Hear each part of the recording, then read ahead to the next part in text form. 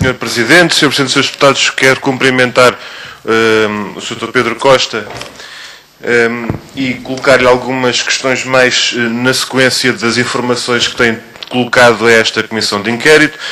Pela parte do PCP, algumas informações que decorrem já deste seu depoimento, que eu confesso, se calhar era só eu que não sabia, mas eu confesso que não sabia que, em termos concretos, havia de facto a execução do programa E-Escolas com a respectiva gestão e entrega de computadores antes de haver fundação e respectivo funcionamento.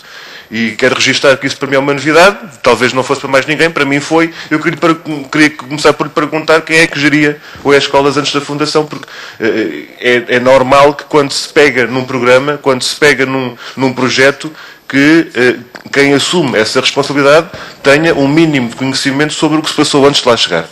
E nesse sentido gostava de lhe perguntar, em termos concretos, como foi gerido o programa E-Escolas e sua concretização, por quem e em que termos. A segunda questão tem a ver com a posição da Fundação para as Comunicações Móveis e as suas funções de representação do Estado. Nós já levantámos, por mais do que uma vez, o problema concreto da representação e da ação em nome do Estado por parte de uma fundação onde estão reunidas os representantes do Estado e os representantes, digamos assim, da contraparte do Estado num processo que resulta de negociações e contrapartidas. Mas neste caso concreto, não lhe vou pedir que elabore muito acerca disso, também os nossos trabalhos vão desenvolver esse problema e essa apreciação, mas queria colocar-lhe a questão sobre a posição contratual do Estado que é cedida à Fundação em 2008. Mais concretamente, em dezembro de 2008, no âmbito dos acordos assinados entre o Ministério, a Fundação e operadores, em que fica muito claramente definido que o Ministério transmite à Fundação, através de uma cedência de posição contratual, a sua posição e a posição do Estado. Isto é assinado em dezembro de 2008, com retroativos a novembro. Eu gostava de lhe perguntar se tem conhecimento sobre esta particularidade de se ter sentido a necessidade de se assinar um documento destes com retroativos a um mês antes. Ou seja, o que é que tinha sido negociado no âmbito da Fundação que suscitasse a necessidade de se assinar uma posição contratual com retroativos a um mês antes.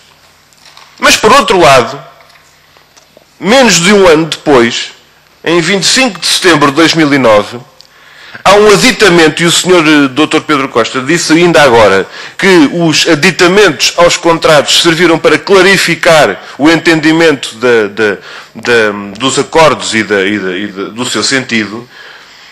Este aditamento diz que o Ministério mantém a responsabilidade direta e principal pelo cumprimento das responsabilidades assumidas, com retroativos a novembro de 2008.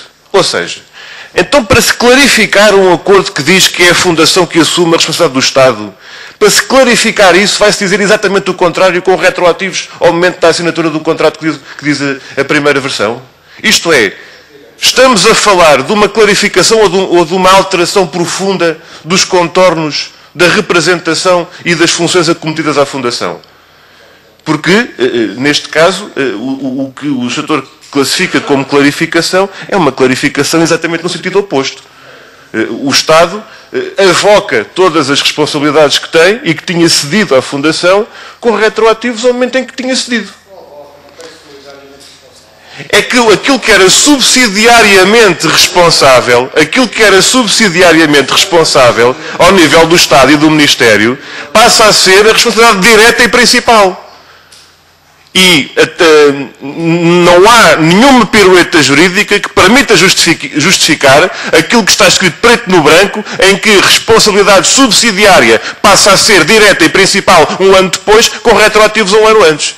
Isto é inexplicável. E já agora, na nossa opinião, isto é inexplicável. Salvo melhor opinião, que é a explicação que o Sr. nos pode dar.